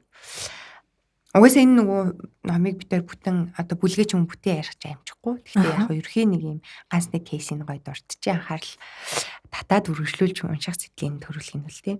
За ном болвол энэ бүлэг болвол энэ хууль IBM компани ерөнхийлөгч Томас Ватсон гэж хүн ерөөдөө гаргаж ирсэн тий. За 38 жилийн амжилт тань юу вэ гэд. Миний хамгийн том одоо амжилтын нууц бол за амжилтанд хүрмээр байгаа л алдаа гаргах магадлалаа 2 дахин нэмээ гэд хэлсэн тий. За тэгээд үргэлжлүүлээд яадаг вэ гэхээр компанид $600,000 алдагдал үрүүлчихсэн ажилтныг та халах уу гэдгсэн чинь үгүй би энэ ажилтныг халахгүй тий. Яагаад гэвэл би энэ ажилтанд хичээл заахын тулд $600,000 төллөө тий. Тэгээ яагаад дараачийн хүнд энийг ингээ үнэгүй энийг ингээ яах ёстой юм бэ гэд тий. Шилжүүлэх ёстой юм бэ энэ хичээлийг гэд. Тэгэхээр энэ нь бол яг таны хэлдгээр яг алдаа гаргах тухай юм уу гэхээр яг алдах гэдэг дээр бол төвлөрч байгаа юм биш юм шиг байна. Энэ бол нөгөө нэг шин зүйл турших тухай тасралтгүй нөгөө нэг юм туршилт хийх тухай бүлэг юм шиг санагдсан. Тэгээ яагаад тэгж бодож байгаа вэ гэхээр Монгол компаниуд за миний зүгээр төсөөллөө шүү та бас хэлээ тий. Таны хэлдгээр 7 хэмжээний огтл гээд ерөөдөө бол алдаа гарах юм бол шийтгэлийн тогтолцоотой ч юм уу тий компани өөрөө тиймэрхүү байдаг. Яг алдаанаас тэр компани юу суралцваа гэдэг дээр одоо юу гэдэг хурал дээр нэг ярилцдаг болов уу да гэвэл би бол үгүй л байх гэж бодож байна. Яг тухайн яг хүний алдаан дээр л төвлөрдөг. За энэ алдаанаас шалтгаалаад компани ийм зүйлийг ойлголоо тий. Ингэж алдаж болохгүй байна гэдэг ч юм уу. За энэ бол эндээс үндэслээд бид нэр ийм юмнаас сэргийлж эхлэе гэдэг ч юм уу. Иймэрхүү юм ярьдаггүй болов гэж бодоод байна. Тэгээд алдах эрх чөлөөг нь өгөхгүй байх нь өөрөө нөгөө амжилтыг нь удаашруулцдаг гэдэг л санаагаад байгаа шүү дээ тий. Нөгөө амжилтанд хүрээд компани ингэдэг гэдэг байгаа байхгүй. Одоо та сэн дээр гэхдээ ярьж өгөөрэй тий. Одоо та хэлж штэ ингээд томроод ирслээ гэл. Тэнгүүд нөгөө нэг за амжилтанд хүрээд эхэлчлээ гэж ботхороо шинэ юм туршихаа зогсооч тийм. Ихэнх компани энэ бүлэгтээ тэгж гарч байгаа тий. Тэгээд ирчээрээ нөгөө эрсдэл гаргахаа болоод шинэ юм туршихаа болоод ирэхээрээ зогсон болоод эхэлж. Хүчлэн зогсож байна гэсэн. Яг энэ алдаа гэдэг үгэн дээр нэг төвлөрөх шаардлагагүй юм шиг байна. Энэ дээр ер нь өгөх гээд байгаа санаа нь айгүй шин санаа, бизнесийн гоё одоо төсөлж байд юм уу? Янз бүрийн тийм боломжууд гарч ирэх юм бол эргэлзэж тэнэгэлзэх шаардлагагүйгээр яг бодож үзээд 51% таа байх юм бол шийдвэрээ гаргачаараа гэдэг байгаа байхгүй. Гэтэ яг ганц нэг алдаж болно штэ тэрнээс бүү ээ. Алдаад үзээчтэй гэсэн санаа болохоос биш алдаад л алдахаасаа битээ ээж гэсэн бас тийм мессеж байвал биш л юм шиг болоод байгаа юм л та. Тэгээ яг манай одоо би зүгээр ингээд өөрийнхөө юун дээр хараад байхад алдах дургу гэдэг бол монголчуудын бас нэг мэдгүй одоо ихэнх хүний юу баха. Яг тэгдэг нь болохоор хөгжлийг удаашруулдаг. Тэгээ янз бүрийн одоо шинэ боломжийг одоо өнгөрөөчөд идэг. Тийм нэг сул талууд бол байгаа. Айгүй гоё шинэ боломж гарч ирлээ. Тэрийг галс шийдвэрээ гаргаад туршаад үзчихье гэд шууд шийдэж чаддаггүй. Тэрийгээс тэ нөгөө 7 хэмжээд нэг огтлох гээд ингээд за өнөөш нь бодож хоны гэж боджэт л маргааш өөр хүн хийцэн байдаг. Тэгээ нэг сул тал нь бол тэр одоо айж шийдвэрээ хойшлуулж боцоор байтал өөр нөгөө талд айгүй хурдан одоо алтхаас айхгүй гэлс юуг нь ч мэдэхгүй гэлс шийдвэр гаргаад алддаг онол оног гэж хийж байгаа хүмүүс хаа нэгтээ бас хождог. Тим нэг хоёр тал яваадах шиг байна да. Яг энэ бүлэг дээр тэр бас нэг кейс гардаг штэ. Одоо Стивен Бартлагч ч өөрөө нөгөө маркетингийн компанитай. Тэгээд нөгөө аав хүү хоёрын компани тэрийг зөвлөж ийсэн тий. Тэгээ адилхан нөгөө нэг юм санал болгоод за энэ стратегийг хэрэгжүүлэх юм бол сошиал медиа дээр ингээд хэдэн сая дагагчийг богино хугацаанд болох гээд байна. Тэгээ аавд нь адилхан хүүд нь адилхан танилцуулсан тий. Гэсэн чинь аав бол юу гэж вэ гэхээр алтгаас жоох айгаа за бодъё гэд 9 сар бодсон. Тий бодож үзье судлаа гэж орхиж байгаа тий. Хүү бол ерөөсөй танилцуулсан даруйд нь багийнхныгаа дуудаж орж ирээд энийг маргаашнаас эхлээд хийя гэд баг энэ мөчөөс эхлээд хийя гэд ингээд шийдчихсэн. За тэгсэн чинь нөгөө хүүгийн компани бол хэдхэн сарын дотор 10 сая дагагчтай болоод эхэлсэн. Компани танигдсан, амжилттай болсон. А бол 9 сарын дараа за манайх хийя гэсэн чинь аль хэдийн нөгөө моментум буюу тэр сошиал медиад тэгэх боломжтой тэр цаг үеийн өнгөрцөн. Бүр их зардалтай болсон үед таарад ингээд нөгөө алдчихж байгаа. Тэгээ санаа нь бол хүү уг нь бол аав тэрийг туршаад үзэхэд компанид их гарлаггүй байсан. Их том эрсдэл үүсгэргүй байхад зөвшөөрөөгүй удааснаас болоод ингээ момент алдсан. Хүү бол ухаантай байсан Стивен Бартлтийнхаар юу гэж байгаа гэхээр одоо 2 дугаар түвшний шийдвэр буюу те одоо бүр ингээ компаниг ингээ оронгоор нэргүүлэх түвшний биш болвол тэрийг яаралтай одоо ингээ цаг үед нь тааруулаад алдсан ч хамаагүй туршаад үзье гэдэг иймэрхүү юмыг зориглсон дээрээ гэдэг санаа байгаа тий. Тийм тухайн асуудлуудаа ер нь одоо хэр их эдийн засгийн хохиролтой вэ? Янз бүрийн тийм одоо эдийн засаг ч юм уу санхүүгийн тал дээр хохиролгүй бол туршаад үзэхэд бас гэмгүй юм шиг болоо та. Тэгэхэд одоо бидний хувьд болохоор ерөөсөө тэрийг нэг тэгж бодохгүй хэрнээ зөв шийдвэр гаргах ёстой. Энэ зөв үү гэж эргэлзэж бодож байсаар байтал цаг хугацаа одоо янз бүрийн боломжуудыг алдах тохиолдлууд мэрсэр байсан байна гэд эргэж хараад байгаа байхгүй юм шиг. Бас яг дөнгөж өсөж хөгжиж явж байгаа жижиг дунд бизнес эрхэлж байгаа ийм хүмүүст урам зориг өгөх бас нэг өөрийнхөө одоо амьдралын замнал бизнесийн хэм маягаа нэг өөрөөр харах тийм боломжийг одоо харуулж байгаа бас айгүй гоё тийм ишлэлүүд одоо жишээнүүд юм шиг санагдсан. Бол тэгэл яг хуу санал нийлэхгүй юм байсан ч гэсэн өөртөө одоо цаашдынхаа юм тусгаж авах санаанууд надад бол айгүй олон гарч ирсэн гэдэг. Гэтэ эн чинь айгүй мундаг тийм компаниуд одоо дэлхийд амжилттай явж байгаа юмнуудын жишээн дээр байгаа шүү дээ. Тэр жишээн дээр байгаа учраас бас яг хөө бүгдийг өстө тийх ёстой гэж ин алдсан ч яад ингэ шийдвэр гаргах биш. Авах юмыг аваад бас тэ хаях юмыг хаяад бас хэрэгжүүлэх юмыг хэрэгжүүлээд явал үр өгөөж ихтэй айгуу гоё хэсэг байсан. Подкастын ивент тэтгэгч Европын холбооны стандартыг бүрэн хангасан Монгол орны онгон нагшин байгалийн эрдэс тус Via Millenia. Тэгсэндээ энэ хуулийн хувьд бол чухал хууль байсан. Яг зүгээр хамгийн товчхоноор бол санаа нь амжилтанд хүрлээ гэж ботсон цагаас эхлээд шин зүйл бити туршихаа болоорой л гэдэг санаа байгаа. Тийм бол удаашин шүү тий. Тэр бол өстэй айгүй хамгийн зөв санаа байсан. Нэг жоохон одоо шин юм туршаад айгүй гоё дажгүй явж ин да гэд тэгээ жоох удааширчдаг байхгүй. Тэгээ хойгор чинь бид нарыг цаг хугацаа хүлээхгүй, тухайн нийгмийн хөгжил хүлээхгүй, ер нь бүх юм ингээл урсаал яваад өнгөрөх учраас бас бид нэр ер нь байнгын л нэг бэлэн байдалд байх хэрэгтэй юм шиг боллоо та. Тэгээс тэр санааг би бас их авсан.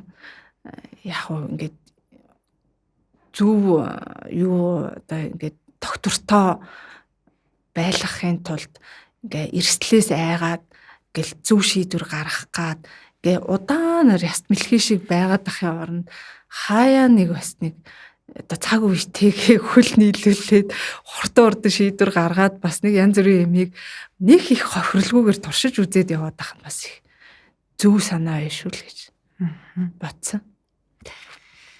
Яг номын жишээнүүд таны хэлдгээр нөгөө том компаниуд дээр явагдаж байгаа. Тэгэхээр төвөрлөлтсөн байгаа шүү дээ. Тэгсэн байгаа тий амжилттай явна кейсүүдийг тэгээд яг ерөн зүгээр иймэрхүү одоо яг энэ бүлэг эдрийг олвол дунд түвшний менежерүүд ч юм уу уншихвал тий айгүй хэрэг болно тий шууд ажлын байран дээр ч юм уу. Тэгэхээр иймэрхүү зүйлсүүд дээр нөгөө алдаа гаргасан хүндээ илүү их одоо жишээ нь энэ кейсүүд дахиад ч нэг кейс байгаа. Алдаа гаргасан хүний менежер болгоо тий бүр ахлах албан тушаал тавьчихдаг ч юм уу тий.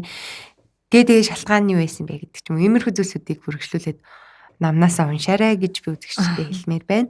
Тэгэхээр ном болвол зөвхөн ингээд нөгөө орчуулсан хүн нь бит хоёр яриад бас бүтэн бүх санааг нь хэлж чадахгүй байгаа тий. Яа тэр эн чинь бүтэн орчуулга байгаа даа учраас. За таны хувьд болохоор орчуулагч гэдэг ажлын талаар түрүү нэг цухсхан хойлоо нэг ярьсан тий. За одоо яг дэлгэрүүлж жоохон онцгойлоод ярих юм бол төвлөрөөд ярил тий. За ном орчуулна гэдэг. За ер нь ингээд судалгааны бүтээл орчуулна ч юм уу. Ямар онцлогтой байдیں۔ Яг бид нар бол айгүй өнгөц харж байгаа шүү. Орчуулгыг бол. Үгүй яг орчуулагч гэхээр одоо амаа орчуулагч байна. Бичгийн орчуулагч. Тайлбар тий.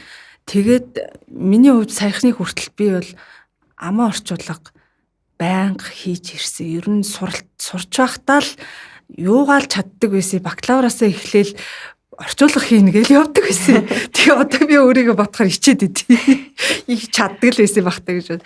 Тэгээд маш олон жил яг уу орчуулга одоо шууд синхронч хийж үзчихсэн. Албан ёсны арга хэмжээнд дээр зөндөөл явж илээ. Тэгээ сүүлд ингээд бодоод исэн чинь орчуулагч хүнд ингээд юм үлддэг юм байна. Яг уу орчуулад явцдаг. Дараа нь би тэгжсэн шүү гэд эхлэх гээд тэгэхээр тэр ингээд байрамтгүй болчихж байгаа. Тэр нэг амар харамсалтай санагдаад. Тэгэнгүүт бас хичээл номоо хийхгүй хажуугаар нь би өстөгөө ном л орчуулж үзмээр байна гэл нэг хэсэг явж аваад Непкота хамгийн анхны тэр номоо хийжсэн. Тэгээ тэр зорилго нь юу вэ гэхээр би орчуулгын бүтээлтэй болмоор байна гэдэг зорилгоор. Тэгээ яагаад та докторийн номыг сонгосон? Яг уу би ч нөгөө солонгос ном зохиол нэвтрүүлэг аягүй хүздэг байхгүй. Тэгээд өөрөө нааша цаашаа ч их явдаг. Тэгж байхдаа энэ хүний нэвтрүүлгүүдийг бол айгүй их үзчихсэн. Тэгээд за энэ Солонгост ер нь бестселлер болоод байгаа айгүй тийм тэгээ нөгөө яг хүүхдүүд айгүй их нөлөөлж байгаа юм л да. Иргэн тойрны одоо хүүхдүүд ээж аавуудын хүүхдтэй харьж байгаа харилцаа тиймэрхүү юмнууд нөлөөлөдөггүй ээж аавуудад нэг жоохон гарын авлага болчихоор хөвтийнхэн тийм гоё юм юу гэдэг болгийг хүүхэд гэсэн одоо юугаар нэг серч хийгээд үзэхээр гарч ирж байгаа байхгүй хүүхдийг одоо зөв хүмүүжүүлэх аргач байт юм уу юу ч байт. Тэгээд тэндээсээ бестселлер болсон номыг мэдээж амар зөрөгтэй сонгож байгаа. Тэгээ өөрөө захивч үзсэн чинь тухайн үедээ аюу сайн гоё хүлээж аваад болно гэсэн саналыг өгчээсэн. Тэгээ яг амархан тийм нэг юмар эхлэе. Одоо уран зохиол орчуулна гэдэг чинь орчуулах чи ер нь аюу хэцүү шттэ.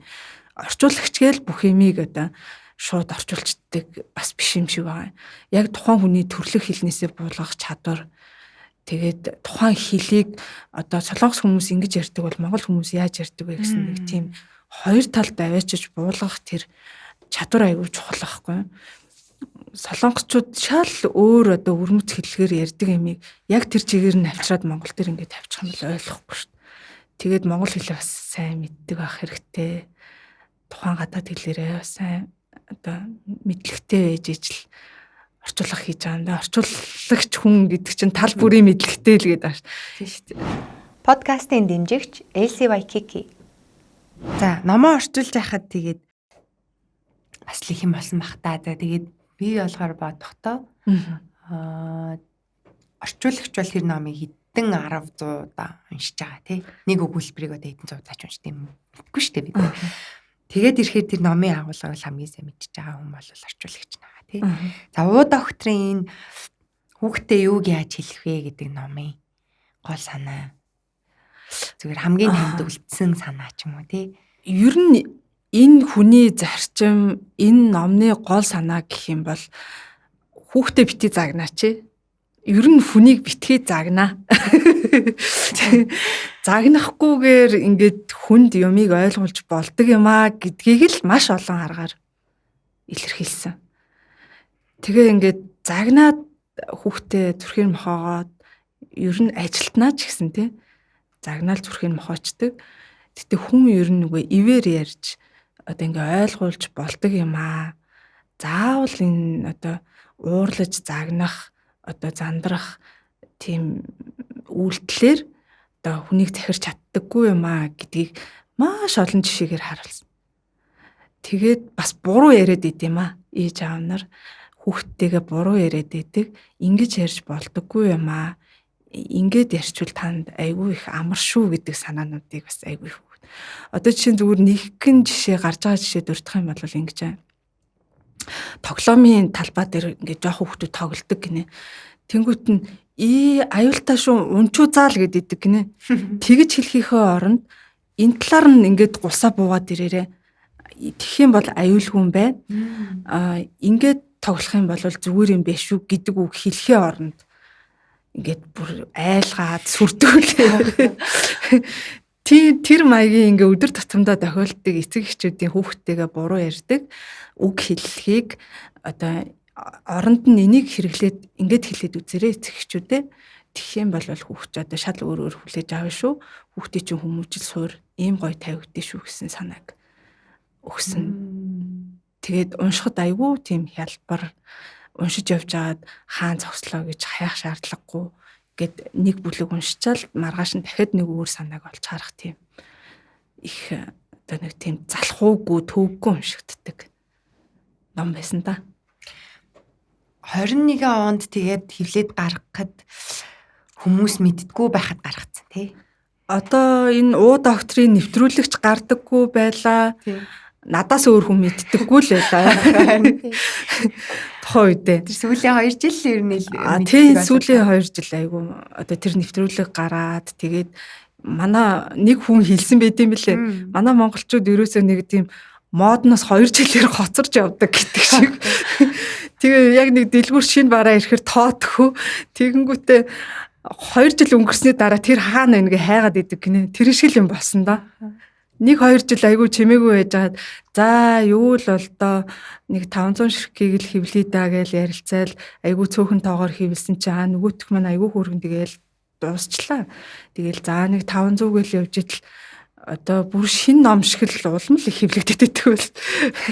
Тэр жоохон нэг тийм хоцорч юмыг одоо дагаад бодуулахад байгаа болов. Тэгэл айгүй мундаг. Гэтэ одоо л айгүй баяртай байгаах тий. Номоо бүр олон хүнд хүрээ тасралтгүй хэвлэж байгаа гэсэн шүү дээ. Тасралтгүй хэвлэгдээд олон хүнд хүрж байгаад нь айгүй баяр дотроо айгүй баярлал. Дахиад гоё номыг хийж эцэгчүүдэд хүргэх юмсан гээл бодоол. Нэлээ олон ном бичсэн. Тэгээ миний мэдээр баг 20-од одоо өөрийн хувийн номнууд гаргасан юм билээ. Тэгээ ганц хүүхдч биш. Ерөөсөө нэг гэр бүлийн харилцаа. Хүүхдтэйгээ, нөхөртөөгөө, их нэртэйгээ яаж харьцах уу? Одоо тийм айгүй олон кейсүүдтэй өөрөө нөгөө тийм сэтгцэн эрүүл мэндийн эмч хүн болохоор тэр өөрийнхөө туршлага дээр одоо үндэслээл тэр туршлагуудаараа ингээд хөрх ном болгоо гаргаад байт. Тэгээ тэр номнууд нь айгүй хөрхөн уншихад төвгүй яг амьдралд хэрэгтэй, амьдралд ойрхон номнууд байт юм билээ. Та өөр бас хүүхдийн номнууд орчихсон тий. Анх тэгж орчуулчаад дараа нь нэг айгүй мундаг хүний намтар орчууллаа. Солонгос хэлнээс одоо нэг тийм бизнесмен хүний бизнесийн замналын талаар бас нэг намтар орчууллаа. Тэрний дараа ноён талхны өсчний газар гэдэг нэг хүүхэн хүүхэлдэйн кино байдаг шүү дээ. Тэр хүүхэлдэйн киноны зохиолыг орчууллаа. Тэгээ 3 одоо 4 дэх одоо бүтээл гэх юм уу юм номонд гар бие оролцоод явж байгаа юм да. Таны дэ үнэхээр яг орчуулагч гэдэг бол таны бүр айгүй тийм дуртай зүйл юм байна тийм үү? Яг уу багшлах үндсэн ер нь нэг тийм жоохон дуртай зүйл нь бол багшлах, орчуулах хийх тийм л одоо нэг тийм үндсэн нэг дуртай зан чанар яваадах шиг байна. Тэгээ би багш хийдэг байхдаа оюутнууд надад айгүй дуртай байдаг гэсэн. Би тэрийг яаж мэдсэн бэ? Нэг оюутнуудын ингээд нэгдсэн бүр юм том пэйж мэж дээр миний нэр айгүй их гардаг байсан баг. Тэгээ сүүл бодоод чи айгүй заах арга зүйсээ хүнд айгүй юм сайн ойлгуулдаг, ийдэг гэсэн үнэлгээг аваад тэгээ би ер нь их урам зориг аваад багшийн үл айгүй гоё юм байна гэж боддог гэсэн. Тэгээ орчуулга бол яг угаасаа давхар тэгэл хааштай бүр бакалавраасаа эхлээл одоо сонгоод явсан. Орчуулагч орон судлаач гэдэг мэргэжилтэй тийм үндсэн мэргэжил болохоор хайж чадахгүй. Тэр одоо би ийм мэргэжилтэй юм чингээд одоо ингээ орчуулагын бүтээлүүдэд оролцоод яваад байгаа гэх юм. За ноён талхны өсчний газраас мэдгүй байхгүй бах уу. Харин тэрийг мэдгүй юм баг. Тэг хөөрхөн хүүхэлдэйн кино байдаг тий. Тэгэхээр тэр зохиолын орчуулгыг хийсэн хүн байх нь байна шүү. Нэр үнэхээр айгүй бас өөрхөн байдаг. Тэг яг нэр орсон ороогүй айгүй олон л ингээ эргээд ботсон чи их л зүйл орчуулж л ийсэн юм байна. Зарим нь нэрж ордоггүй тэгэл явж л идэхтөө. Подкастын хамтран ажиллагч Sennheiser брендийн албан ёсны дистрибьютор Global Smart Solution. Global Smart Solution нь Sennheiser брендийн мэргэжлийн болон энгийн хэрэглээнд зориулсан аудио тоног төхөөрөмжийг Монголд албан ёсоор нийлүүлдэг. Студ, подкаст, тайз дэлгэцийн хэрэглээ, систем интеграцийн шийдлүүдгээд аудиотой холбоотой бүх төрлийн шийдлийг нэг дороос авах боломжтой. За подкастын маань ер нь бол сүүлийн хэсгүүд эхэлж байна. Ингээд цаг маань дуслаа гэсэн сануулж байгаа. За сүүлийн хэсэгт би бүх яадаг вэ гэхээр манай ивент тэтгэгч Миленагийн асуулт байгаа. За тэгээд мөн энэ хөөрхөн жижиг хаар дэвтэр дээр манай подкастын мянга үзэгчд бол мэдчихэж байгаа. Өмнөх зочин маань дараагийн зочиндоо ингээ асуулт үлдээдэг. За мөн өнөөдрийн зочин маань дараагийнхаа зочинд асуулт үлдээнэ. За тэгэхээр эхлээд хоёлаа подкастын маань ивент тэтгэгч байгалийн эрдэс тус Миленагийн асуулт байгаа тий. Милена болохоор Untouched Car гэдэг нэртэй юм компанид ажил өрнүүлдэг. За түүний үндсэн дээр бол бид одоо зочдосоо таны Untouched Car буюу бидний мэдхгүй тийм танд сонирхол, хобби, ур чадвар, бизнес ч юм уу тиймэрхүү зүйл юу байна вэ гэдгийг хэлж өгөөч гэж байна. Одоо би нэг тийм амар олонний танил хүн биш болохоор эргэн тойрныхандаа намайг мэддэггүй ганц 2 зүйлээс зүгээр цухас дурдах юм бол намайг ингээд эргэн тойрны одоо найз нөхд ч юм уу одоо хамаатан садан ч юм ерөөсө тийм ямар нэгэн спортоор хичээлдэггүй гэж боддог. Хичээлдэггүй би угаасаа сонирхдаггүй. Би 10 жилээсээ хойш ерөөсөө тэгээд айгу тийм дуугүй. Ер нь тийм нэг тийм ганцаараа байх цагийг айгу их чухалчилдаг. Чимээгүй орчинд ганцаараа байхаараа илүү ацчралтай байдаг ч гэх юм уу. Тийм тэгээд яг одоо сүүлийн үед чинь хөдөлгөөнгүй яаж амьдрдیں۔ Би баг эрүүл байхын тулд хөдлөх хэрэгтэй нэ тэрэг. Тэгээ би нэг Солонгост очиж сурч ирсэнсээ эхлээд йог хийх гэж нэг орон гарan 10 хэдэн жил явсан. Тэгээд тэр надад бас их зохиж таараагүй ч гэх юм уу тууштай хийгээгүй. Орхичоод сүүлийн 5 жилд 108 мөргөөд тэгээд бясалгал хийдэг болсон. Тэгээ ер нь тэрийг хүмүүс мэддэггүй. Өглөө босоод ер нь заавал 15-аас 20 минут бясалгал хийгээд 30 минут 20 минут 108 мөрөгдөг тийм дадлыг өөртөө бий болгоод одоо 108 мөргөд бол сүүлийн 2 жил бүр дадал болсон. Өдөр болгоо. Одоо ингээл гадаа дотоод явах ч юм уу хөдөө хадаа явах ингээд нэг тийм орчин бүрдэхгүй үедээ яалтчгүй чадахгүй л тийм. Тэгээ яг ингээд суурин байгаа үедээ бол өдөр болгон тэрийгээ дадал болгодог. Одоо хийхгүй өнгөрчих юм бол айгүй хэцүү надаа. Тэрийг хийжээс ингээд санаа амардаг. Өглөө чадаагүй бол ариун унтахтай хийчихэд унтдаг ч юм уу. Тийм дадлыг өөртөө бий болгочоо саяхан бодож хагаад бас нэг ч гэсэн юм ингээд өөртөө хэрэгтэй зүйл хийсэн байна да гэд. Гэхдээ хүмүүс намайг бол яг нэг тэгдэг гэвэл мэдэхгүй л байгаа л та. Тэгээ бясалгалыг бол орой өглөө ер нь тийм бясалгалын хичээл сонсоод тасралтгүй хийдэг болсон. Яг нэг 5 жилийн өмнөөс эхлээд. Тэгээ яг гүйцэд бүр яг ингээд нэг бясалгаад яаж ийн гэж хэлэх ч бас тий болтгүй гэсэн. Угаасаа чаддгүй гэсэн айгүй олон жил бараг дайнчилж явж яадаг гэсэн гэл тийм өөрийнхөө хэмжээнд өөрийгөө тайвшруулад өөрийгөө сонсоод одоо өөрийгөө хөгжүүлэх өөрийгөө эргэн бодох ч юм уу тий нэг тийм цаг юу айгүй чухал болчиход байгаа шүү дээ. Тэр үүднээсээ тийм нэг 2 дадлыг өөртөө хэрэгжүүлээ. Тэгээ тэрэндээ ч гэсэн айгүй сэтгэл хангалуун миний бие одоо сэтгэх ухамсар айгүй сайн хүлээж авч байгаа болохоор би айгүй дуртай. Тийм нэг шин хобби ч юм уу тийм та басан шүү. Тэгээ өөр бол тийм эмэгтэй хүнд тэгэл янз бүрийн юм байна дөө. Эмэгтэй хүн ч 9 шидийн цуглуулна. Тэгээ сүүлийн үед яг манай гэр бүлийн хүн бит хоёрын нэг тийм хоорондоо одоо ярьдаг юм нь юу вэ гэхээр хит их ачаалттай ажиллах биш өөрсдийгөө амраа. Тэгээ ингээ айгуу гой олон газараар аялье гэсэн зорилгыг сүүлийн 1-2 жил тавиад тэгээд хэрдэл бас ингээл аялах гал. Тэгээ би яг аяллахаа тэр одоо аялсан шүү гэдэг дурсамжаа үлдээхийн тулд өөртөө эспрессо аяга авт. Яг тэр газараасаа яг тэр нэртэй.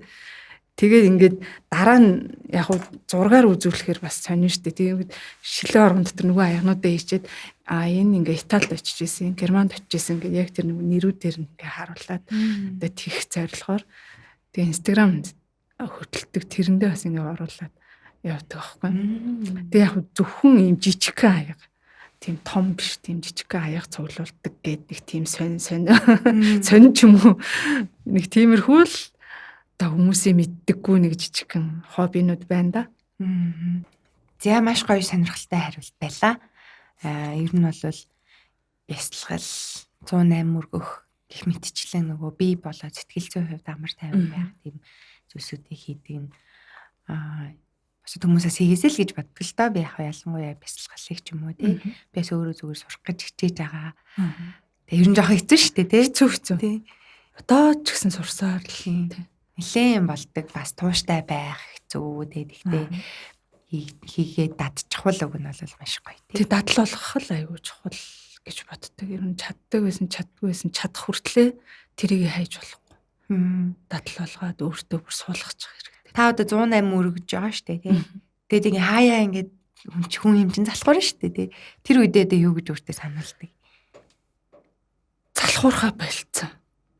Харин яаж өөртөө яаж сануулсан? Яг уу 108 мөрөхийг 5 жилийн өмнөөс одоо эхэлж үдсэн гэх юм уу?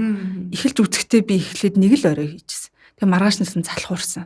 Хайсан. Тэгээд 6 сар хийгээ, бүжил хийгээгүй. Тэгээд гинт ухаарч байхгүй. Тэнгүүтээ дараа нь 7 хоног хийсэн. Тэгчээл хайцсан. Бас 1 жил мэл хийгээгүй.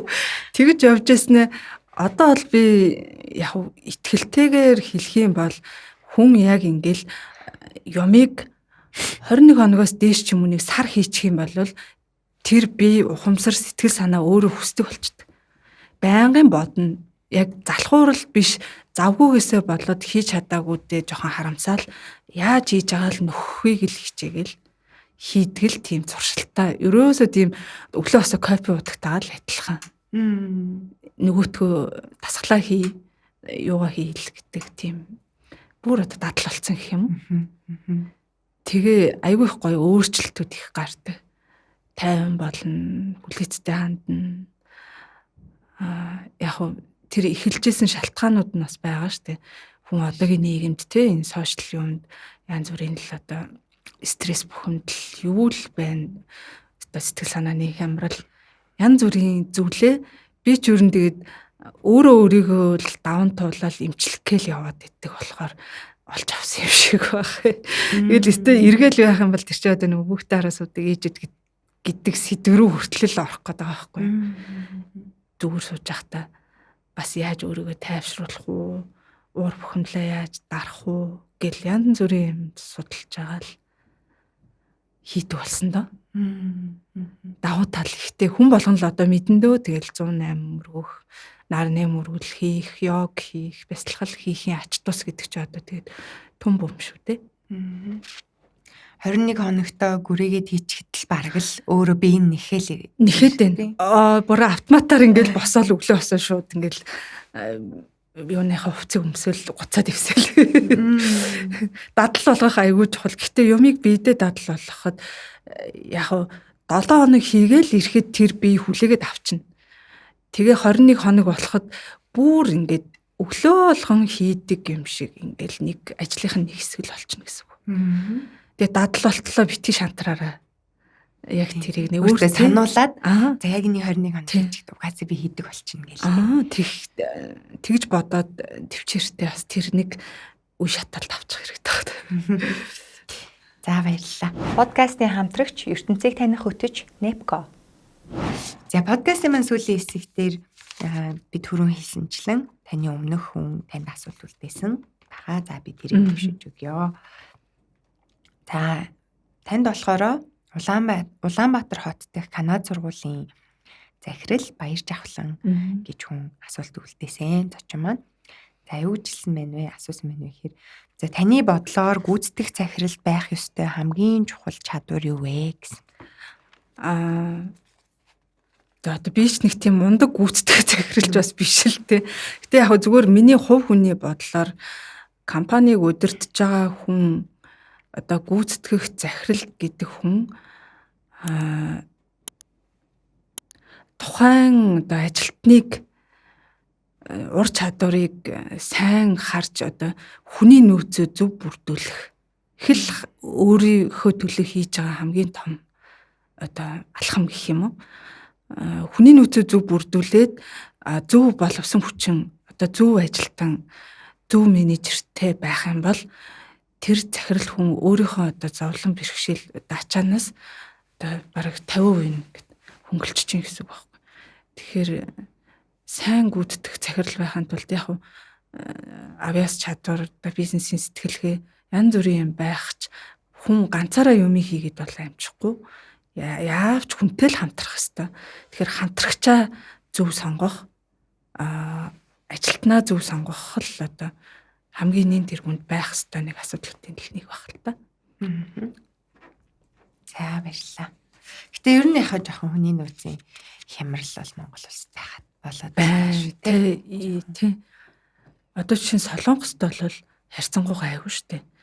Ингээд нэг Орос ажилтай айгүй үнж ч юм уу тий. Хариуцлагатайгаар ажиллаа хийдэг бол манай Монголын одоо хүний нөөцийн менежмент ч юм уу, хүний нөөцийн менежментийг хөгжүүлэх одоо энэ ажилтан байх, ажлын байран дээр ямар байх вэ гэдэг тийм тогтолцоо систем нь одоо хөгжөөгүй ч юм уу, хөгжөөд яваад байгаа ч юм уу, ажлын байранд хүн шалгаруулад авахаар яг хөө дутууд үлмэг зүйлүүд айгүй их л тохиолдчихлаа л да. Тэгээд яалтчгүй энэ цаг хугацааны л асуудал болох бах тоо одоо улс орон эдийн засаг хөгжихийн хэрээр одоо хүний сэтгэл зүй, сэтгэхүй, ухамсарч гэсэн тэр чинээгээрээ хөгжөөд гайгүй болох цаг үе ирэх байх л та. Тэг яг тэр хүртэл одоо бизнес эрхэлж байгаа хүмүүсийн нэг толгойн өвчин байгаад шүү дээ. За ингээд энэ хүрээд өнөөдрийн маань дугаар ингээд өндөрлөх болж байна. Бид бүхэн өнөөдөр олж жаргал зочныхоо өдрийн тэмдэглэлээр ингээд хамтдаа аяллаа. Тэгээд бидний урилгыг хүлээж авч ирээд маш гоё түүхүүдэд хуваалцсан үзэгчдийнхээ өмнөөс багийнхаа өмнөөс баярлалаа. За та бүхэн ч гэсэн баярлалаа. Ийм гоё мундаг номын одоо нэг хэсэг тас оролцоод ийм мундаг хүмүүсийн одоо подкастэнд би ч бас орох ёстой ч юм уу үгүй ч юм уу гэ бас айгүй өөрийгөө голоод гэхдээ одоо яг хариуцлагын үүднээс ирж оролцлоо. Тэгээд та нар ч гэсэн бас маш их баярлалаа. Ажилд нь амжилт хүсье. Баярлалаа. Бүх зочин маань бол хүндтэй шүү бидний хувьд бол. Баярлалаа. Маш гоё зүйлсүүдийг биднэрт ярьж өглөө. Тэгээд дуустал нь үтсэн сонсож байгаа бүх хүмүүстээ баярлалаа. Тэгээд бид бүхэн дараагийн дугаараар дахин нэг одоо өөр хууль орчуулсан зочинтойгоо за мөн олж жаргал зочны маань дараагийн зочноос асуусан асуулттайгаар эргээд ингээд уулзахолноо. За тэгээд энэ хүрээд подкастаа өндөрлүүлж чинь дараагийн дугаараар дахин уулзтлаа түр баяртай баярлалаа. За баярлалаа. Баярлалаа. Хүүе нэг өөрөөр аялаад үзэх үү? Би таялагч бүртээ M-book, M-music, M-karaoke үйлчилгээний нэг сарын эрхийг бэлэглэнэ. Оюунлаг бас зугаатай аялах уу? Энэ өвлийн амралтаа дурсамж дүүрэн өнгөрүүлэхийг хүсвэл Discover World Traveling Таиландын Пхукет, Бангкок, Вьетнамын Фукок, Хятадын Хайнан болон Бээжин, Туркийн эртний хотуудын онц сонирхолтой аяллуудаас захиалаарай. Оюунлаг бас зугаатай аялах уу? Discover World Travel